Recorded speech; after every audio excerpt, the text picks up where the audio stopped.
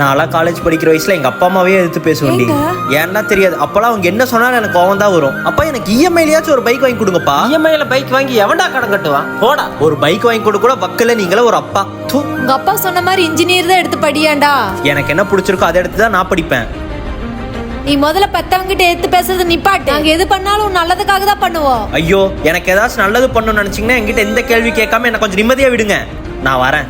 ஏங்க இப்படி புரிஞ்சுக்காம பண்றான்? இத்தனை நாள் நாம அவனுக்கு தேவையா இருந்துச்சு, இப்ப உடம்புல சம்பாதிக்கிறதுக்கு தெம்பு வந்துருச்சுல்ல, நீ எல்லாம் பண்ணுவான். விடு, ஒரு நாள் அவன் நம்மளை புரிஞ்சுக்குவான். அப்ப அவன் கண்டிப்பா ஃபீல் பண்ணுவான். அதை கண்ணுல பார்க்க நாம தான் இருக்க மாட்டோம். அப்போ அவங்க பண்ண டார்ச்சர்ல தான் இன்ஜினியரிங் காலேஜ்ல ஏன் இன்ஜினியரிங் படிச்சேனே தெரியாம படிச்சேன். அதுக்கப்புறம் என்னங்க ஆச்சு?